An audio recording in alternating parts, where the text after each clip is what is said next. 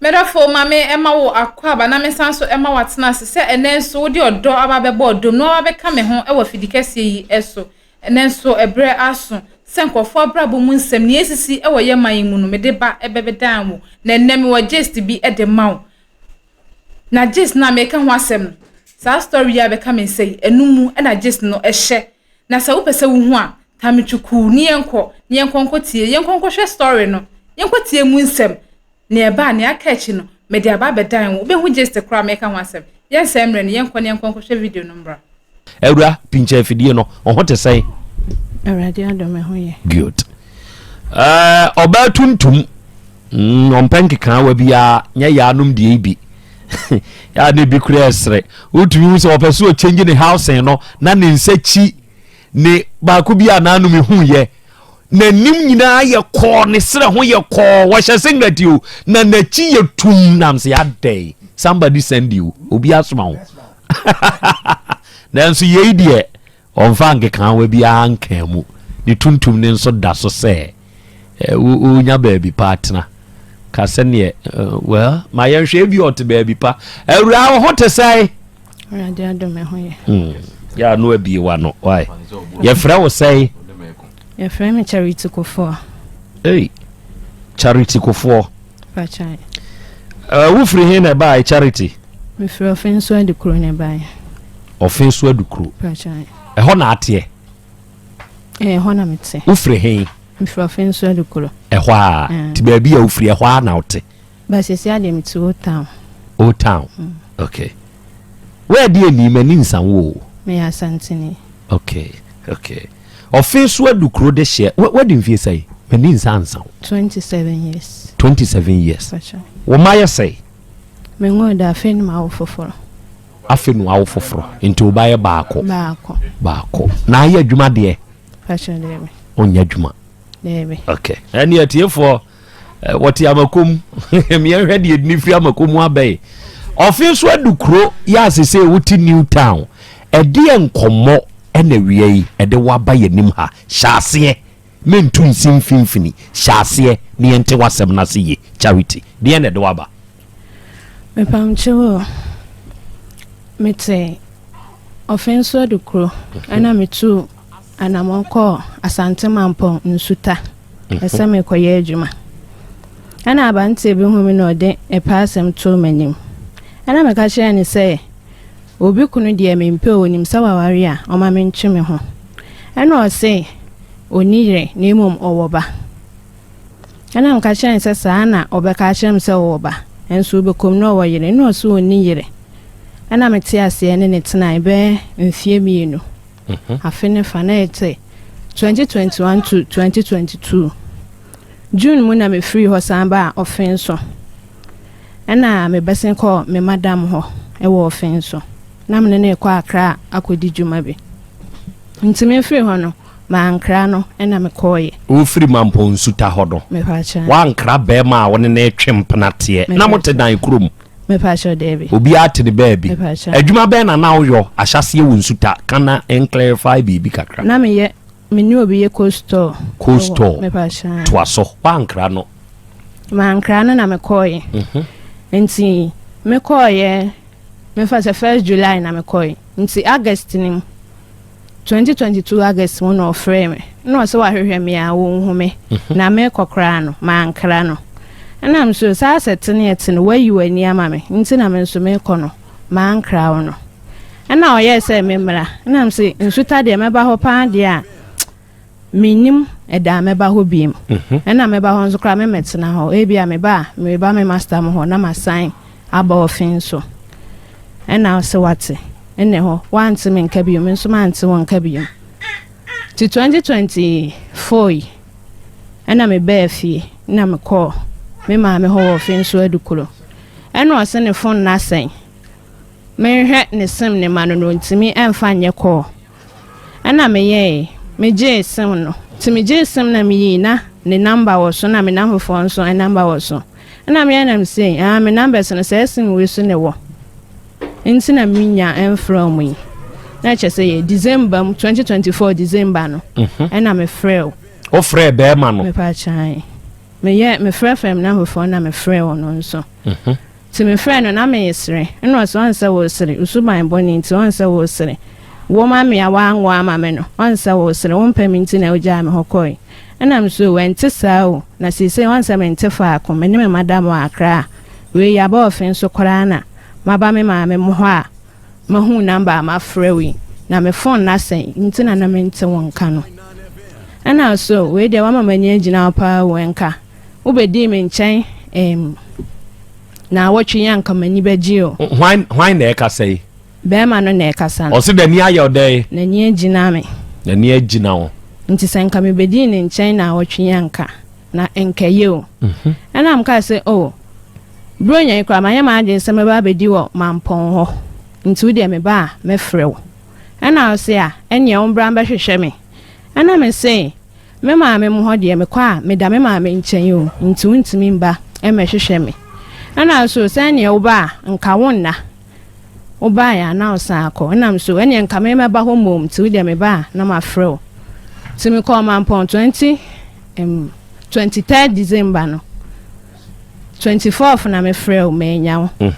oba na ba frɛ back esenwa ye busy to 25th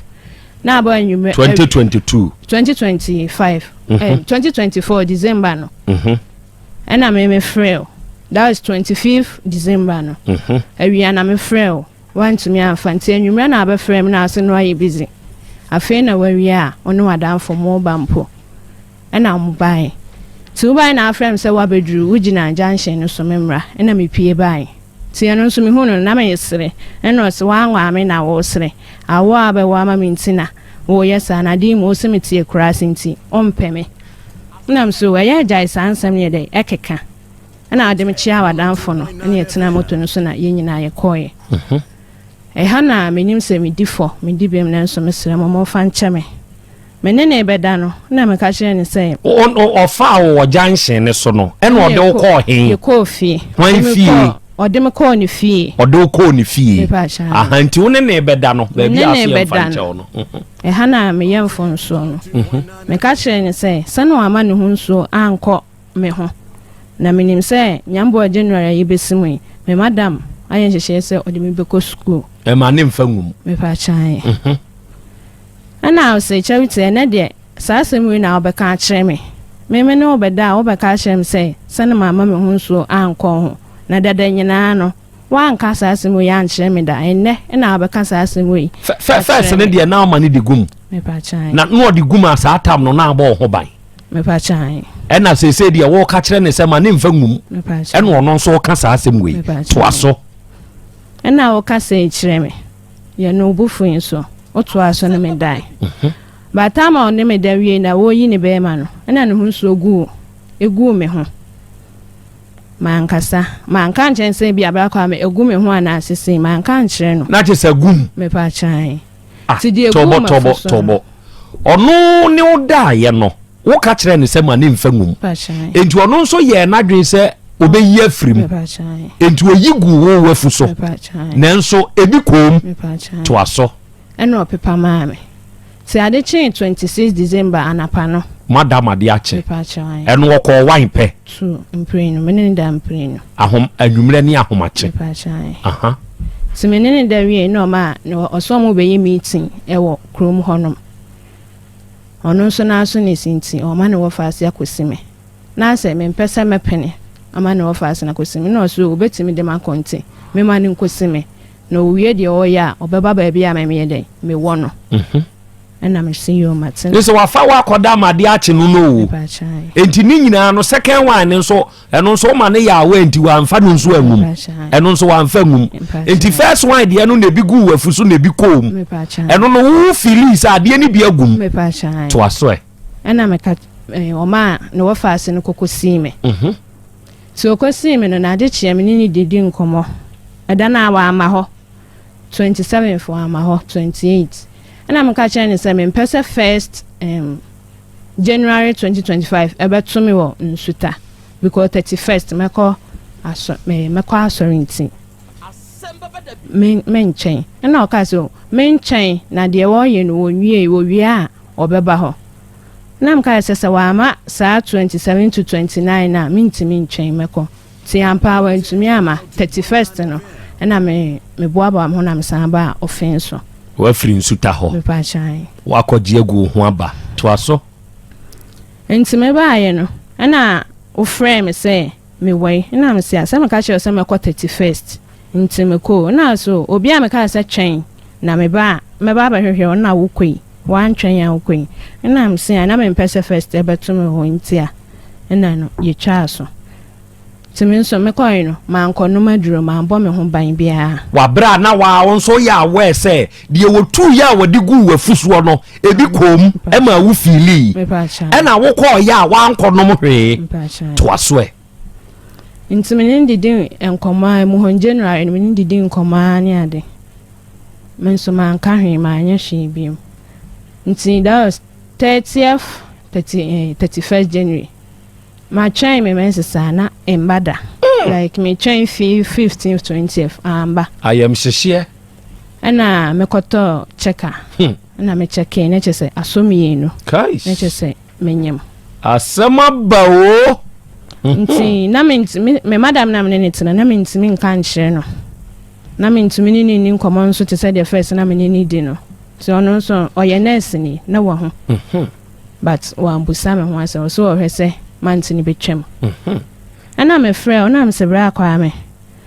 asɛm ya me bɛka indie obakasa me boa we frɛ sɛ me ne obeda me ka kyerɛ sɛ mfa ngo menso ɛkɔ nsuo no kɔ me ho menso me bai ma no maduro nti menyem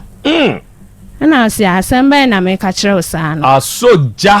na me ne obeda me tiatia sɛ na wan fengum ampa onso wan fengum egu mafuso apepa ma me bɛka kyerɛ sɛ menyem ena me no ekeka ya na wankasa sata na me wa akra nti ayefon so nkomo me kan na ade ato ha ti me fra da 31st no na say u sister ewu mo be ye nti uye wi a obe frame me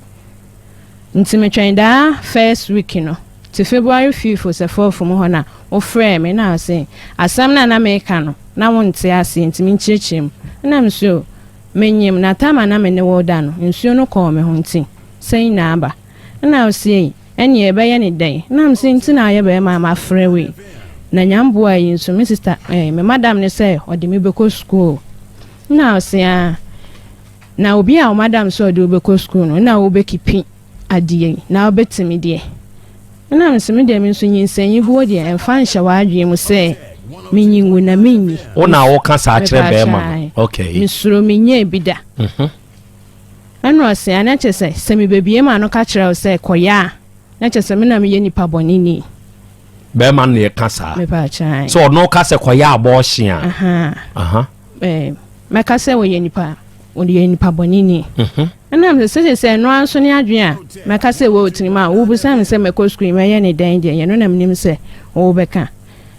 Osiai na o financial status say obi a wo se wonye adwuma wonni hwe no be da hwe abofra no hwan na ebusa we be ma no na ebusa me sa asoja na nsesa menye adwuma nti na mafra we se me ni bibia menya hwe nti wa na me ka akyew enche nso me sister me madam no oye nurse obehu abusa me omo ba frɛ won so nti omo frɛ wa asɛm papa bi e wo no bia no ai de wa ka akyew mo ti me na me nyin ni sɛ obetimi abie na no aka akyew mo sɛ me ne da no sei ni tobo unya nru ho enti o ka sa akyew no wa ma be ma na dwen na ye dai ano asenyo no no obeka sɛ me nkoyi na makase oye nipa bonini yate ase na me wosika me de behwe akola na me financial status sei na nese ye ka sɛ oba yare sika ben na me de behwe akola enti o madam mo be frɛ no to aso free ho na ye dai na me ne no ekasa wiye ti hono na me frɛ na menya no tina me madam sa week na mo nso na me madam me frɛ me ene me tina sese wo hu se me ho asesane ade den na ekɔ me kan kyerɛ no ena me so ma ono nso me frɛ ne ma na sister na me se ma sei ni sei na ekɔ eno ase na be ma no wa frɛ na ka kyerɛ no na me se ma ka kyerɛ no obusa me se me financial status sei eno ase na asɛmba na wo ka ne saa no na me se ma me mfo nso ansa me ne beda no me ka kyerɛ ne se mo ma ne ho nso enkɔ me ho 90 ya no odi gina so say me se mo ma ne ho so nko me ho nti no enye wono a na me madam ne chem say saa de na ya keka no nsuo no kom kura na wo hu say aba na say mai ansa na wayi nti wonjan saa na me yanti efre me ma me yanti efre o ye no ofre o enya o se wo fon afri ubo tomato kota so obetena nsuta no patu anwumre o de me ba fe de wadu mo fon wa amfa na me so asan ba ofenso edukro ti anajo no nwotwe no so obedru ye no na wo friend say afi na wo bedru a nka wo behwehwe no so se wa fa ka bedru ofenso ontin suta ho na see you what in any enkomo be ne wo no ne de to anim say me maka che ne say me ne nyim na nka wo behwehwe no me wa krant nka wo behwehwe no na de wo ho no o maka no ni chemu che ne say o musa me say me ne da na sembe na o ka kire me wo ka kire no me ka kire ne say ma oni hunso enkome ho na ne me be ka kire ne say me nyim na ne oni ni didi nkoma na me so afrem no ka kire me na msemate so a enche ye beba fienti ye ba me amako no ho na de e wo ho no me ne naka eno mo so mate me frewa minya ti ye ba efie March 28 March emu ho na me ba wo ho no tina me madam fo no kwa de o mo sen me ni mabusuafo no nko ne mfa nyinsan no nkoto nanim na me ma me kire me se de bi ye nya ne sa me nko na de obeya na obeka no na ye hu se nyinsen wo ji ana wonje ampa me nko amekoi wanya me basabasa wanya me hwede obefa wo kofie me pa chai obefa me kwaje safo ano e wo no ho na me kofie me ko bi room no na me ko tena ho timu ho no obai no se na me ba wo bi ho na ma amfre no na me de me pa aba na me se ma afre wa onfa me friend so na ne phone ni hye ni bottom a ringe o se me papa dia ne papa phone ni hye ni bottom ti man kasa no ne na danfo ba ko ne to no se faki ni ma no nkwan e no de ki ni ma me na me call dem ho e no ka hye na danfo ne se December na me ne nete na me jan ho koi ne na no December ya me ba ne nchen me di nyinsan na eba odwen ho sei nso na me ka kire no nti woni me medi nkomo na danfo ne ba dem ho no se wafa kwa me say ne ba na sei no waka kire ne te sei na me se ja eye no kre nyinsan na aba na nso nyensem nyina me na metumi aka kire o sei eyi sei ana eyi sei eno si yo wate ewom sa sei abade yeso oba wanyim na enim okuno nti so se ayi ono a onka na komanto ne yem no wonje nti bra free eho na awiam ho uba ya nche na one me bedaaye wa begugu so me pa chai osane me bedaaye eno so otugu ya na wodi kom me pa sure di kom sande wanyem wawie to aso eno obusa me santo one me dawie no no obusa me say enena me digu mu no hotew sei enena me digu mu ne de hotew sei ena no wo beka chem se me die gum se wa hu ena no kasa ya na upie koye OTECFM upie koye na nyume me kokojare ye na ade chenye na o maame ade chenye ye no kwa o na so niska o de usika akofa anwia onim se me ba ho nti o de usika akofa anwia me nko na obesende amame ena me see you mate me de nyinsan 19 na me bai se ne de wo hu se me nyem ti wa na ado kes ka koy esan de bai wakofa anwie nti wa ma ka prekura to aso wakogugu so a wa nya hwe ena me san e bai me bai na madam busam so sesen na me so wa nya me ka aka ya na sesen die wanka so ogugu so kra enti me mu ena me ne mabuso me baba o mama ne no ena me ne me ma me ne me so a ene me stepfather ede ekoye me san ba me frɛ na no ye de onfa me frɛ na no onfa de obefa so so oni ho oye adwuma oye sin ena me ne omokoye ti me ne omokoye no ena omo de ye koye na Thursday ho so ye Thursday market na chese omo nyina akọ market wono ma mo obi anso amfrɛ no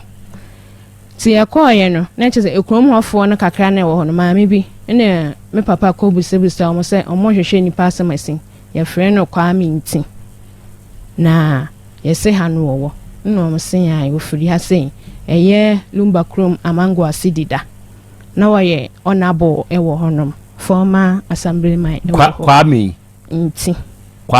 me pa chai ni din no no ofiri Lumba Krom me pa chai nsuta Amango Asidida me pa chai no ye assemblyman kra wo ho se dia wonya assemblyman bio on na nyim we me pa chai aha enti won ko hwehwe de saa no ti maame ne yan no so na busua fie ba akona ewa achi hai na ches edan ebo ho na busua fie ba akona wa hai na mpanyimfo ne yede etu ana monko na mso me de ha no ode me bae ha na menim nti akire ho de nje menim obia ewo ho ana maame ne ko frefre o ma wo mo wo ho no yede bae tu o mo bae no na o mo se oh na busua fie yede ene wa hasen ye ne ye wo honom na baba ye de ye nim no kra o nam so me ha no ode me ba anti akosua na menim no ono nso ye ne nana na me de me se ne maame no nso maame ne se ne nana no ana se enam so ono na menim no a ye frɛ no anti akosua ena ja omo frɛ maame no wodwom ena obai onko obai no makan wi ti maame mienu no omo bae no ba ko din de o de to aso aha oni anti akosua ne bae anti ba ko be okay omo no obai na omo frɛ wo Kwame nti ena o se Kwame abeba bia ba ha se ono wa hyenyin sen na woba fie wuni ho nti na ye frɛ we ena o se o maame twehunam ne uni nkomo kakra na one maame ne kodi o mo nkomo a na obai one maame ne di nkomo anti odi to speaker na ma busuafo nyina ho na o se Kwame enyemi tie wo na asese ena o se maame so wo se wonyema eyemi amaje mate masum ena maame ne se abusua enye we de ka akom yetenika kuanum wo se onu o waje ena omo da ase na ye sori koye ono abe man de wa ma hobi je ho no me fon so no ogitu mu to aso ada no oni nsuta ho ana na woni ho o se wokọ baabi de ne bapanyi ekọ ayarehe to aso ti ya de ne me koye no omo da ase ya ye free ho no ena me nko amesan ba e hobiem me nko amesan ba e ho ti ya no ye free ho ya de nyinsan ba o se waje na me expect say bia obama miska for ebi abo na watch my did scanning when we still na ebi ma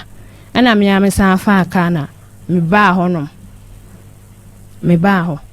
tina me madam ye frɛ no wo adwumam ese wo mra na wo sa me nso me kɔ Accra e kɔ hye nanan ti me kɔ ye no ye se me nkɔ kra no na enie mo wo ho no ode bebo am na maba se me ntimi fiti fine me ne wanye me ntimi fiti preko pese me kɔ ti ya no ne ho nkomo na me frɛ se bia bra kwa me se na wagye nyinsen me tina won nkyɛn na me nkɔ me madam ho ana se me frɛ wa me nyaw na me ya me fa aka ebai yan kwadam John Finsu station na me frɛ na apeke na ase aha o ye adwuma na adan na ma frɛ wa na am se na adan so na me nso me frɛ wa won fa na ase a wote soro no wasi form yi na anam se na awoi na wasi mi wo fie na am se me ba ho wasi wo ba ba ye de na am se mi gina nsuta kora na me ne wo kasen ho ana okate no ana me sa frɛ back na am se na adan na me ne wo kasa wakate no osi na ade a gina nsuta de me ne wo kasa asa me credit ayeden ampa na me tena aka anim na me ba e ho no me ba na wo ho o ye adwuma o bodan so wo ho no ye no bu afu mensan konsuta na owi abeba ho na me se me ma on fasafo anya nya de ma me na me nko edem ho no me twen won we mu na ene o ma me gina ho che be 30 minutes to 1 na o disafo anya ma me na me ba dem ho me be twen si o ba ye upon adwuma ba nyina wankasa na ya asa obu afu na de ukoye timenye na mefa usop ekokojare ye ekokojare ntu ba na majare na obusam se majare na mse na se soap ba na afajare na mse soap wen an charity dia pa hu ma brabom no be hu ya hwehwe wa ma brabom no be hu pa wate awakoffa nyinsan ya ba hyeme a wasa ba yesa de we no ne okasa kasa ya na ma yedin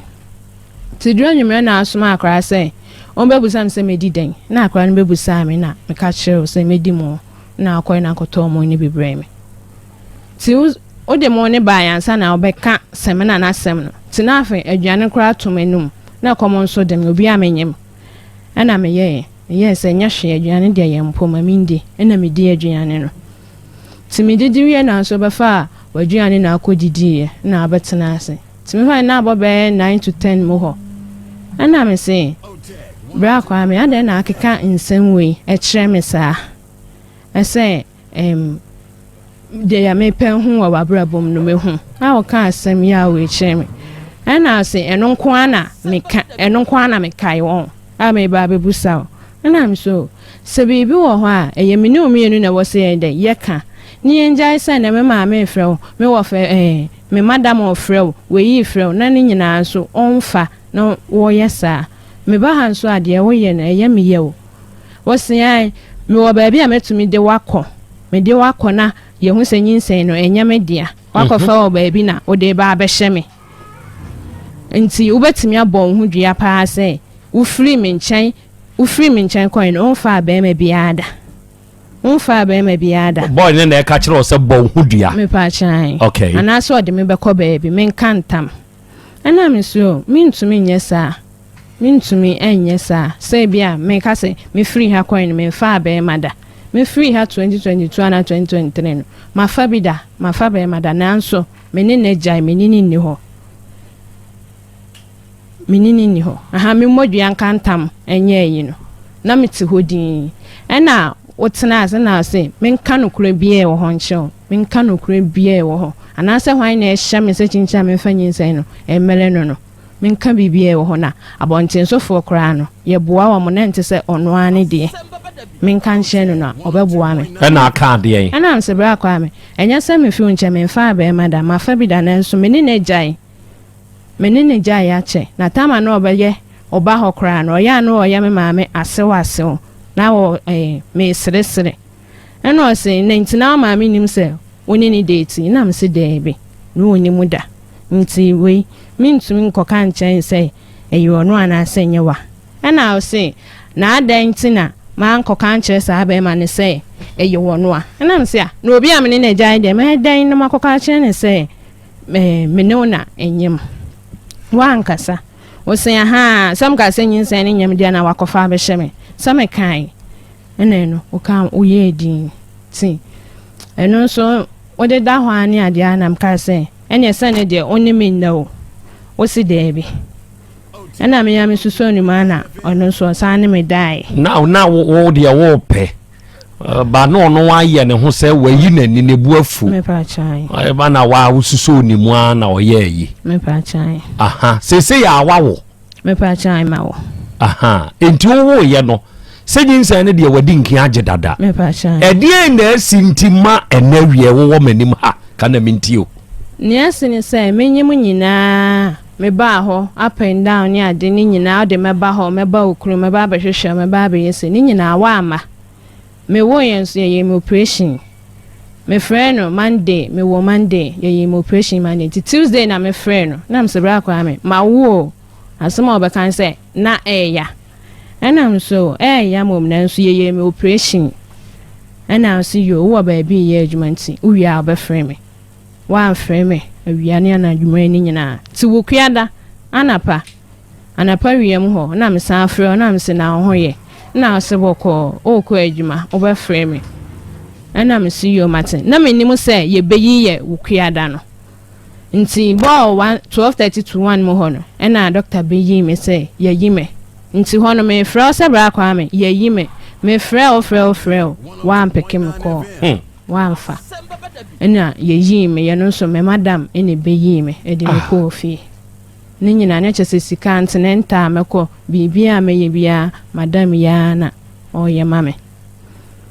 ana me ye yi me ba fie ti ye yi me ba fie ma wo bosome na wo twene ti me sa na wo twem ho no mnim se bia na wo twem ye no tu bosome no mnim se obeba ba hwehwe me still na wo ma me frɛ wo nso amenya eda amenya nso a wo ha ye adwuma wo kwa ha wo ye se wo so obeba ba hwehwe me wo beba ma twwa wo ma ana me ye me frɛ ti se me frɛ wa wo frɛ me ana wo record eto phone so say maka sure say me wo boy me ne be ma atena paint no be ma na kura ya me ma me moye no asewa asewunti no ona anyim enyewa to wa record ya onfa onma obie hu eye menu mienu ntamasem onma abusuya no me mabusuya na say wo abusuya ehu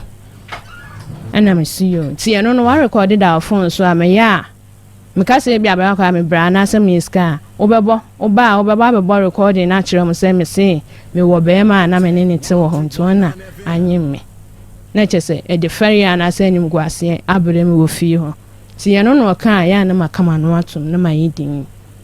ti me wo ya na me frɛ na me se bra kwa me nti se si asa oba no mo ka say koye DNA fa akra na oba ye den se abusuan so mo bu afu ne nyina o ma na aye o se ai ma sister hwe ne yemfa na so sister hwe na de na to no ana mi ye din ti me na me se si oba no mo ka koye DNA na oba den e ka bia wa bo bia me metimi ama wabo omabo ka bia na ma ye DNA no na senya me ba me ka me bono na watua ma ade ama me seye me de ade afine na ma hwe abofra no na me se na sa na aka na se wo ye na se abofra no nya wo di anso ai se no na obehu se wakofa wo ba bi na wo de be hye me no ena me ye di na o ka te ko no e ho nso me frɛ wa ho fa ne ade ewura one kwa me nkomodie na bi nya me de enti na wo waba kan de hia o penti awaba na mentie meba de enti amaba ha ne se no me person be to abofra ni din na on my sika chop money no on sha kola no eno ani na wo mpɛ so obekwa akoye DNA ne me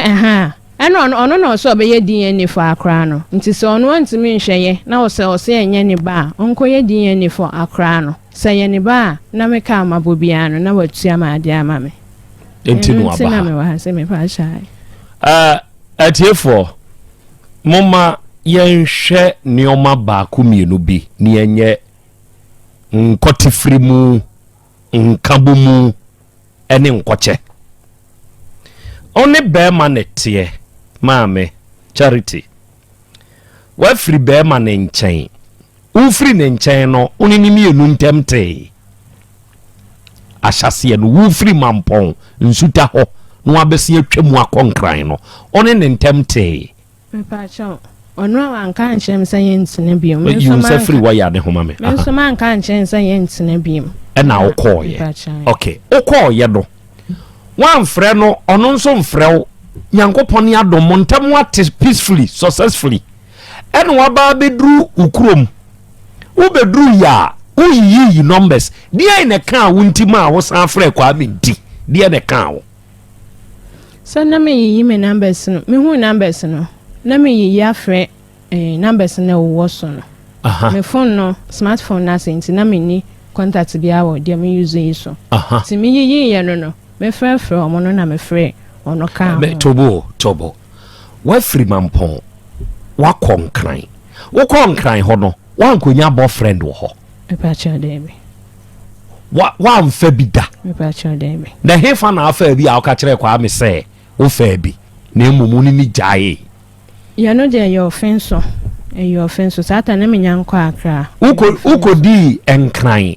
emfie sei me fa mfie mienu ne efa ena akodi won kran ena sa mfie mienu ne fa no sabe boy bia anwe nso wa anwe boy bia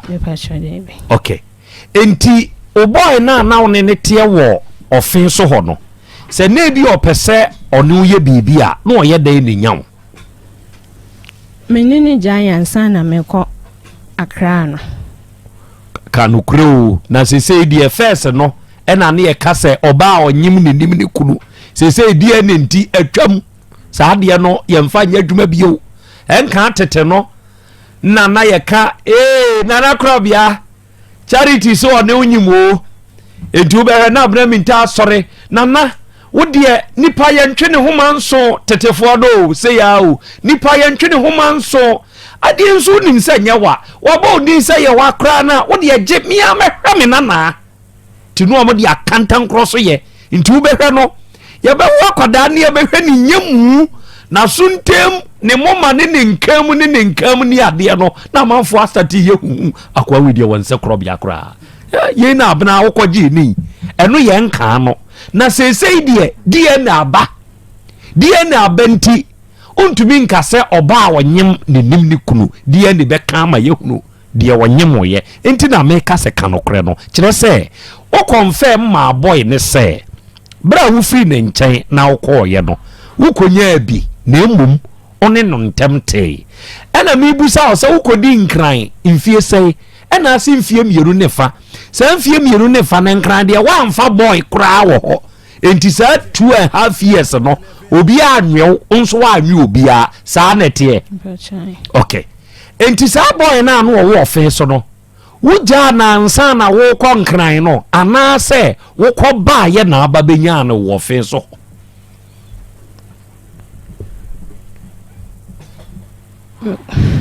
calculations ikoso amanfo ye calculations wo mutrim enti hwe won se nka ye ne yie na ye hunu se ne ye hyehye won nsam no media mpese mi hunu se wo kɔ nkran fie mienu ne fa no ɛhɔ no obia anwewo ɛna wo free krache ne nkyɛn na wo kɔ ye no de wo ne twempena wo fen so wo krache no after se wo free ne nkyɛn no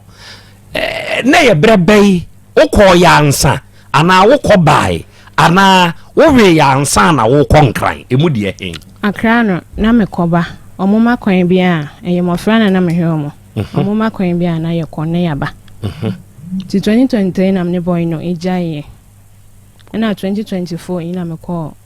Kwame Ntinchen Henry Nchen o ne hwan ne jai 2023 no sa me boy na me ka say me ni no ejaye no ono na me ni jai sa time no 2023 me ba chan enti sa 2023 na nso eba 2024 December ni nyina nso wa anwe bi me ba chan dey wa anwe bi me ba chan dey wa anwe bi dey okay afa mi ensan hwe o ka kire krache ne se emane mfa ngum ontumu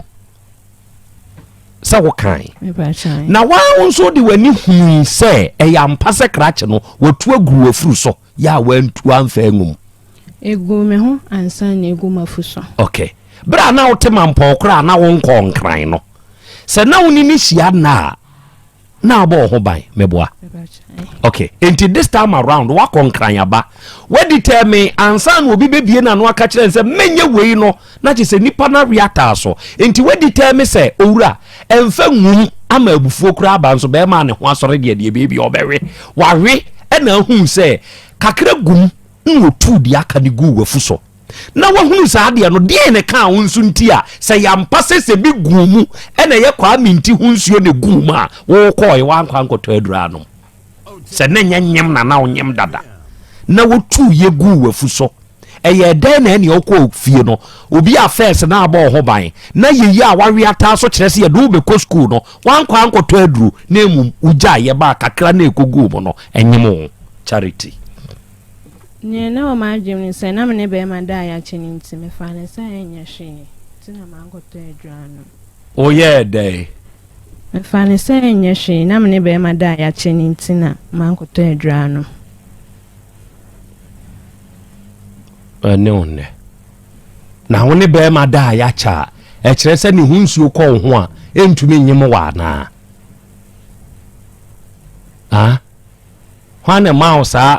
analogy no se oni be ma da ya che na se wo ko ribi ne bi kakra bi ko ho entumi nya wo he hwane mouse analogy no okay enti charity oti yanim wa afidie isu siso people dwa se akoda ne de eye Kwame Ntiba me pa chai na obi eye ne ba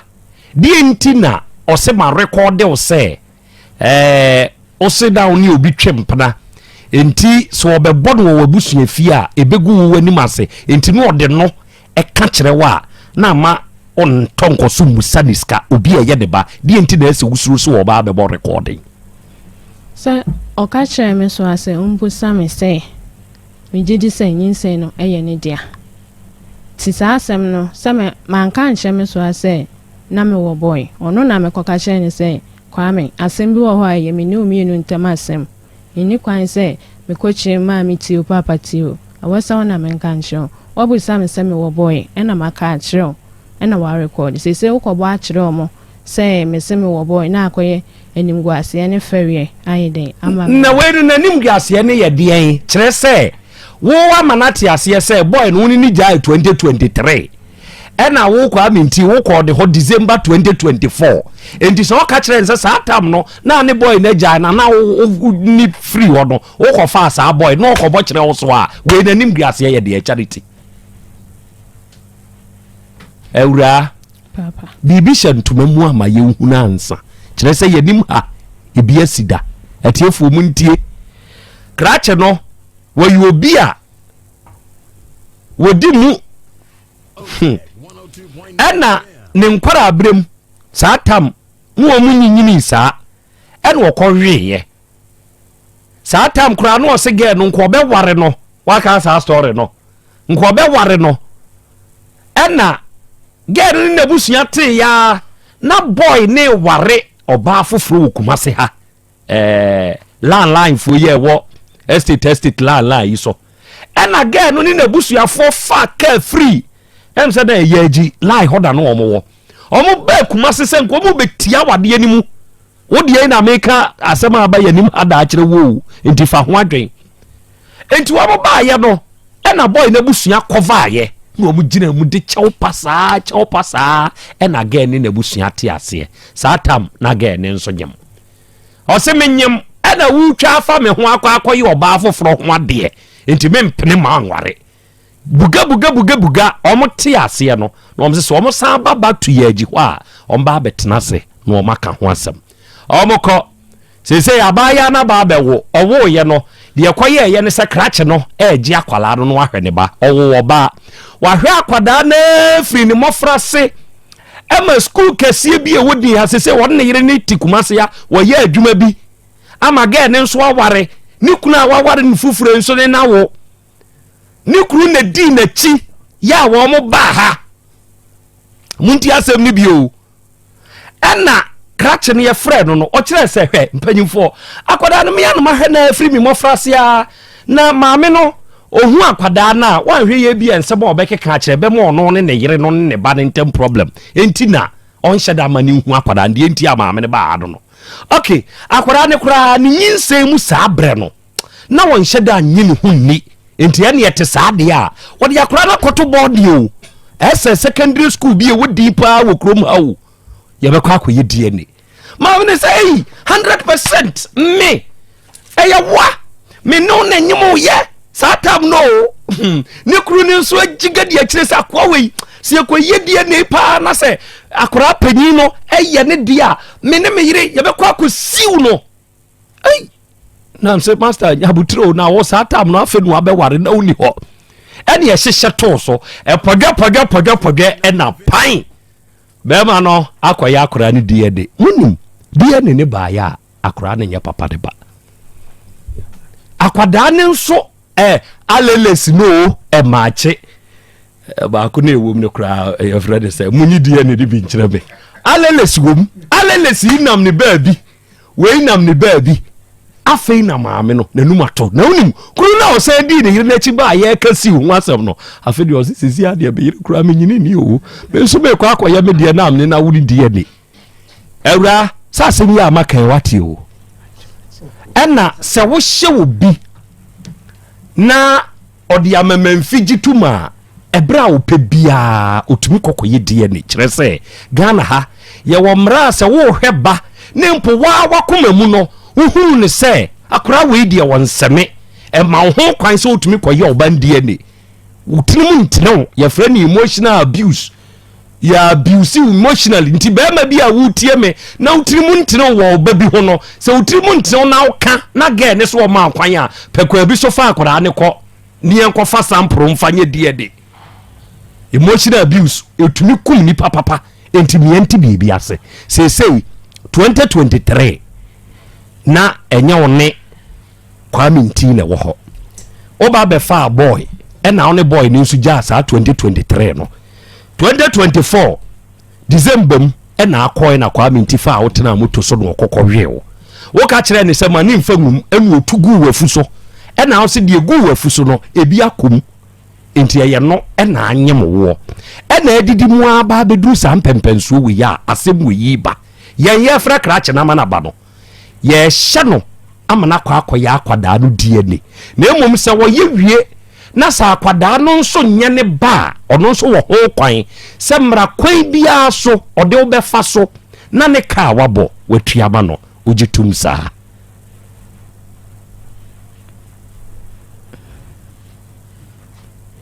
Charity Aja dwene ho ansa ɔne bɛrima tena wahu sɛ bɛrima ɛwɔ mmoaw watumi atetim afiri asanteman mu akɔdi nkraman mu wokɔdi nkraman mu yi o madam koraa hyɛ ɔbɔ mede wobɛkɔ school biribi a ɛkɔ so afei deɛ wo ba bɛdi buro nya wabɛfa maame fon ɛna wo kaakae wo tete wabɛkae ne tete akɔhu ne boy dada bi a na wɔne ne wɔ mampo nsuta hɔ wakɔfrɛ no ɔsɛ ɛnea mebɔ se david bi mɛma na me aburo nya kura mɛba hɔ ya wɔkɔ ya wabɛfa muto akɔfa no de na kɔ ne dan mu akɔwe ya wɔse me ma ne wɔne sɛ mesrɛ wo fangum akoa nso tumi yɛ yi na otugu dafu so ge yi sɛ kakra kom ɔno nso bae wanto aduru anom kakra na ekom na akɔ akɔnyem no ɔkan ya akra kyene so wɔ ne recording nyadeɛ so ɔbɛhwɛ no nyadeɛ sɛ akwadaa ne kora yɛ ne dia ɛno ho ne atie enti ɔbaa pa Charity deɛ na meka ne sɛ krakyi yɛtwe no na ntwe a mmara bɛtwe no sɛ mmara ne twe no ba na obɛdi nan sɛ adeɛ no nyɛ no deɛ a sesei deɛ DNA wɔ hɔ mmara no bɛhyɛ no sɛ ɔnkɔnkɔyɛ DNA na mmom so ɔyɛ wie na wɔhunu sɛ adeɛ no nyɛ no deɛ a ne kaa wabɔ deɛ ɛne deɛ ɔpɛ so ɔyɔ deɛ ɔno nso bɛtumi afa mmara kwan so de ayɔw sɛ yɛ ne deɛ a ɛneɛ wɔhwɛ na adeɛ a ne tiri mu fan enti wobɛpɛ sɛ saa adeɛ no ɛnkɔ so ɔbaa Charity okay matie pro ɛnkɔmmɔ yi Jataba afrɛ Kwame nti na abaya ne dɔba a ɔfrɛ ne bra Kwame ɔyɛ de adwuma carpenter ni biewa no ɔyɛ de adwuma ɔyɛ carpenter ni okay so ɔso wɔka kyerɛ ɔsɛ nka dinsi anabɔ ohu dua sa akora ne yɛ ne ba ɛno ɔyɛ ɛndeɛ waanyɛ na wo ka adeɛ ne kyerɛ no ɔka sɛ yɛ waanyɛ no wo ka adeɛ ne kyerɛ no ɔka kyerɛ me sɛ nti mɛtumi aka kyerɛ ne sɛ mefiri ne nkyɛn kɔ nti memfa abɛɛma da ɔde me bɛkɔ baabi anaasɛ menni nsenka ntam wɔ abusua no mu sɛ memfa abɛɛma da nti hɔ meyɛ din deɛ nti na ayɛ din meyɛ din mankasa hɔ no ɔbɛtena ase na ɔka sɛ nokora bi a wɔ hɔ biara menka nkyerɛ no ɔwɔ wo recording sɛ wo se wone obi wɔ hɔ na ɛma ne mmɔ so nyɛ saa wo anim bɛgu ase wɔ wabusua mu ɔwɔ saa record deɛ wo se usuro ɔse usuro nti ɔbɛbɔ a w'anim bɛgu ase nti wo ka so ɔma wo sika na wamfa amakora no ayɛ din no ɔwɔ saa recording no ɛyɛ no na mekɛn ɔka kyerɛ me sɛ nti memefiri ne nkyɛn mɛtumi yɛ dinsi aka ntam anaasɛ ɔde me bɛkɔ baabi ama ɔmahu sɛ mafa bɛɛma da anaasɛ mɛgyina abusua no anim adinsi aka ntam sɛ mefiri hɔ no memfa bɛɛma da nti ɔkae na mehwɛ n'anim din na ɔtena ase na ɔse nokora bi a ɛwɔ hɔ no menka nkyerɛ no anaasɛ hwan na ɛhyɛ me sɛ kyinkyin a memfa nyinsɛn no ɛmbrɛ no na nyinsɛn no gye a ɔgye yɛ koraa no ne bo ɛnwo so ɛnam sɛ bra Kwame sɛ asɛm bi wɔ hɔ a ɛyɛ me ne umienu na ɛwɔ sɛ yɛka na menkaa sɛ mekɔɔyɛ no memfa bɛɛma da nti ɔno yɛ no ɔse nti mepa kyɛ sɛ memefiri hɔ no ɔno wɔmfa wɔ baa da anaa ɛhɔ na memekaa sɛ me nso menkaa sɛ memfa bɛɛma da na mene ne gyae ɛne ɔno ne nyinsɛn na ɔde brɛ me no ɛnam so ɛnte saa recording ni mu asɛm na woyɛ nim gu ase deɛ abaya nkɔmɔ a yɛdie wonyɛ sure sɛ ansa na wokɔ Kwame hɔ saa 24 for as 25 no na obi anyem dada na Kwame wokɔgugu so ɛna wonyɛ wadwe ebia eni hɔ nso sɛ ebia krakye no awareness adwene psycho ɛna na wuyu so di ama no say entu emfa ngum entinka wantumi entu enwodi gum o say okra wo ye no onyem wi me o ye no me ka kire o say emfa ngum na adi gum ti sai ko ena na wo de ko bono se be ya odi nyinsan be hye no me pa cho bibia no entu wo de wugina so say die ni kra kire ba ye nkoye okay atiefo krache no ya stubborn ba wo stubborn ni nyina achi no emra be fawo ntime nsuro se wahu so wo yere wo ma wahu one ne yere ne mate he menim na yere ne ma de ne maame no ne nana no ne ka kire me se waware enti sesi a wo tinsuta mango asidida ho anaso wo tinsuta ankasa me pa cha mango asidida eno wo ho no wo me pa cha no no for ma assembly my pa wunimu mra na wo san tumre so obi se wo ne wo na se wo kokoye na enye wa fa ne famra kwa so twa damages fa gunimu damages twanso de na no ye akwai se no so wo je 1.5 billion eni na yi nyina so wo je 1.5 billion one city gra akwai se wonyi mfre so eba na eyo well edi enkomo no ni jataba boy charity no say wono no eneme ebenya me ka kire say de ebegya me ne ti so say ne maame konfo me ka kire ne maame ne say mema ne ba ne densa aban suma no so ama ne ba na kanche mema ne ba no maame ne ti wona me ka kire say mema o ba ne densa hye ne sem so sumsuma de a mema o ba na ba kanche wo be ka kire me say wo ne boy bi na wo ho na afuo ba ka me ne wan tena so many years ana me no ujaye me ne wa anya aka enti wo ba be hwehwe wo na wabusiafo na ofre me say Henry remember who na me baba be hwehwe na msu mate me ube wo ba asema ka chem say e fa hu nsu ma me na me se me kwa me no tena dada krampo me ma mfa me nsu ma na me ne wa gya wa hwimu akọ na me baba ya sadi wi 25 December last year me no da akọ na akọ ye na no wa me nche bio wo frɛ me na wo kan na me say charity emfa me pesa na ma na wo ye no because me no to no me adia ye media menim say media nya media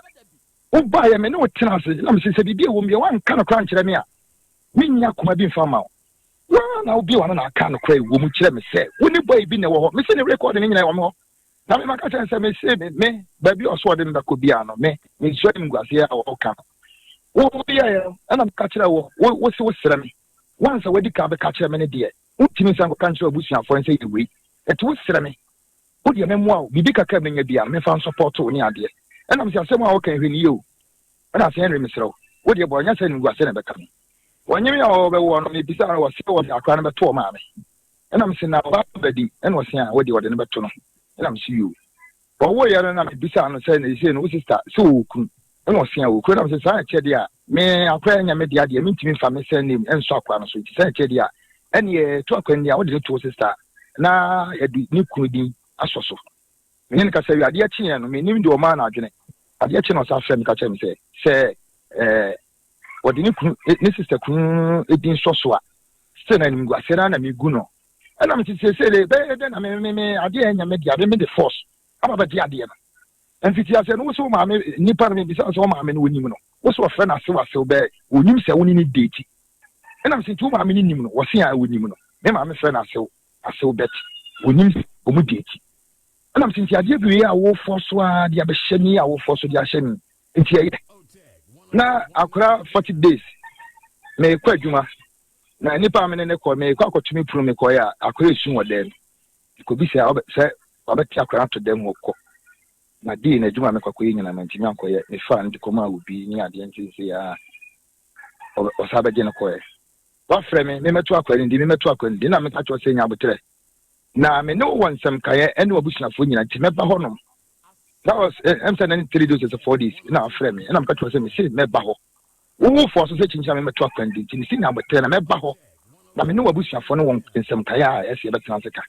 And I no sorry about honom. A brother no cast on him. Okay, brother no catch him so him. A better will be to me the means and I be said Bema for no doubt. I'm a what you the best to me, I may and no clear peony a DNA. You won't conquer and that's a proof of me. You will be a mechanic. Adio. Harry Kwaminti. No. Every hour tell you, okay, no.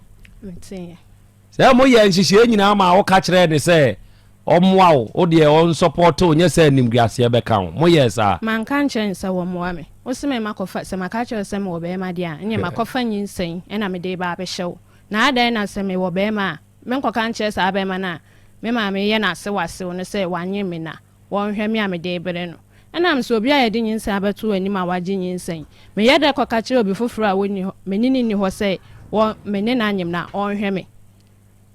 sana me ka kire no na no obi nso ye wo maame ase wase yani me ka me boy na me ka me nini giant sana me ko henwi ho na ono na me ka kire na ode ye o ka kire me say ono na anyim me na me de bre Charity boy wakoye die ne nanye ono a wo ho be kire wo ye kura be ta na chi ama ho a kire wo me pa cha won koye okay ono busa asa ode akura ne beto hwan ono na obusa me say akura ne ye de ne beto hwan ode ne beto me ana asa me maame ana me se debi ene nka me sister mom ana o say aha so oba to badin nti na me se nyinsan ni nyame dia na wakofa ba bi na de be hye me nka we me kan wo se be me na to badin na to ni din ana me se kwa me na se me minim ana obebusa me nti na me ka say ye de ne beto me sister ne fi say bibia me sister no me madam no on na ye bibia ma me ena me kan sa che no ye no ni me yiyi ho a oni ma be de unse ya na maka se krache ne kokoye DNA no na nye ono a ye ni akura beta na chi ama ho a kire se ensem no bi wo ho a se mebusa wo a epem wo bo nokre is one nokre ye ba ko pe memeti yi se wu twamiti kura de meka eye nokre no me de be bia ho de amawo enti nokre is one nanso se ye dwene ho ansa na ye bibia no a memeti asam so a I check your facial expression, I check the way you answer my questions, I look at your demeanor and other things. So what you say? Enti nokre ye ba ko pe no ye nhome so nye ansa na ye ya no ana emmoyebo ma ye ntena se for some seconds say ye dwene de ye nka ho mpacha wasante bio good me pa mo chao kwa minie na kwa mie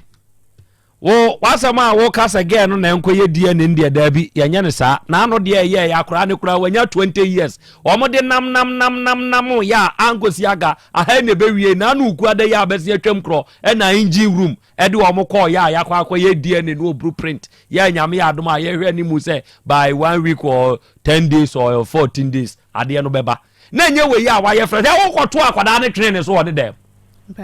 ne o kyere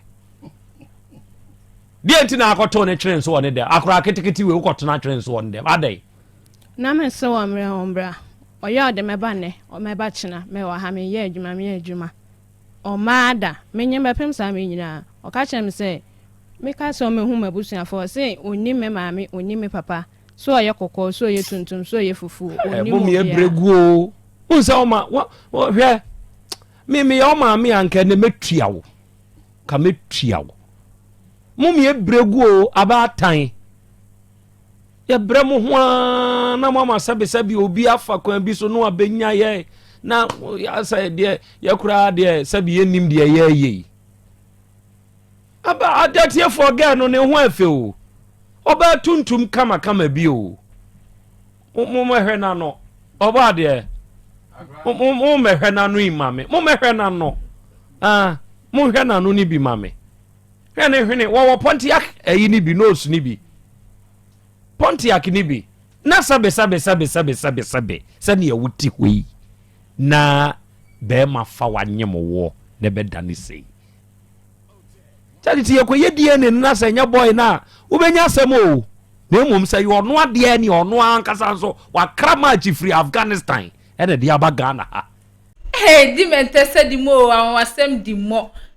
suro ni paneja isamai ne suro oba nente den ene kan oba yi na wo ex utumi fa ka free baby a wo ekọ wo ex honum kokọ ja wo homa no o hye so sanka wonni ayi bia wo tirimu a nkesi den na wo faka ekwa o ex honum na o hye so ma madam ye sure say oba no na wo ne plan bi obe konkra na wabọ ase adeda na ope obi di ahye no se ni abema ba ko na no ne nete no ne maame osole a ye fra na ase nso na abusuafo ni nim se bibisa ekoso wo ne ntam no ohun ye ya okwa akọkire mu se one sa brantie no nanyim na ope ba bi e de awura na o de ehun sunsun so o de kokoso ekoso so abrantie ne ex no na ne ex ne nso no so dua bubi ade wo se wo mpa biem wo agya amanako enti sisi a wo kwa akọka hwe biem wo san akọ ekọ hu biem na aye den se ya na de beyam ye be di ahye mo saa onu a se enfahum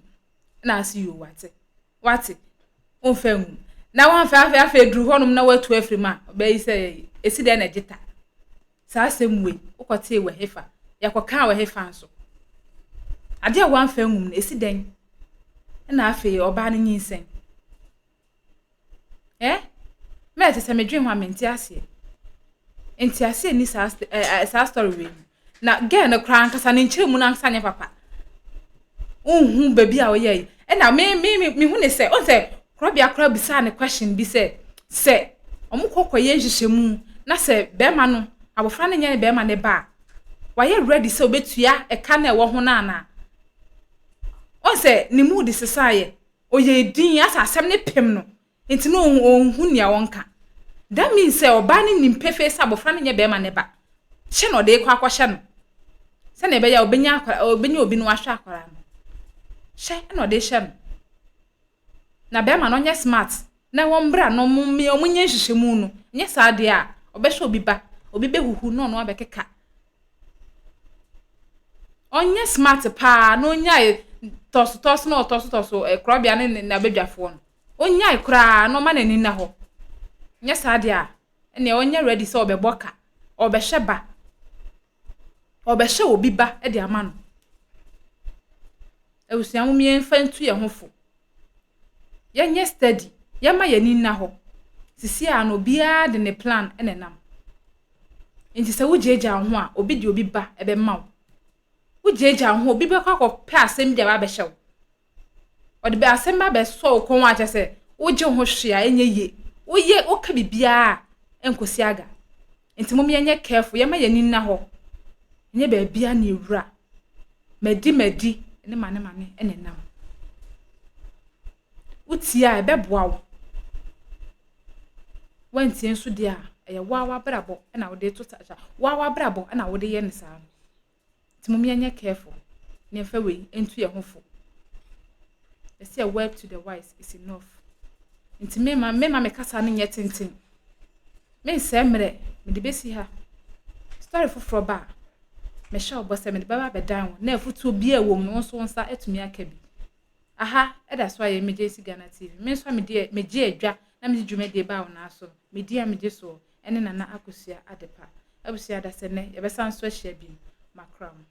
Have you ever tried to buy something online only to get scammed, or have the seller waste your time? Or maybe you're a seller who spends hours preparing an order only for the buyer to cancel last minute? We get it. That's why we created Copland, a simple, secured marketplace designed to protect both buyers and sellers. Copland is here to end their frustrations with a reliable solution. Our team noticed that a lot of people are either being scammed or losing valuable time and resources due to unregulated marketplace practices. So we built Copland to tackle this problem. So Copland uses a secure payment method known as escrow, which keeps payment safe until both the buyers and the sellers are satisfied with the transaction. Here is how it works. When a buyer orders an item, the payment is held securely, meaning the seller doesn't get paid until the item is successfully delivered. The seller is notified and can accept or decline the order. If accepted, they reach out to arrange the delivery. Once the item is delivered, the seller marks it as delivered. So from there, the buyer has 48 hours to confirm they are happy with the product or to request a revision if there is any issue. When the buyer is satisfied, they accept the order and the funds are therefore released to the seller. If no action is taken within 48 hours, the order is automatically marked complete. it and the seller will be paid. Copland is here to build trust in online buying and selling. With our escrow system, both buyers and sellers can feel secured, knowing their time and money are protected.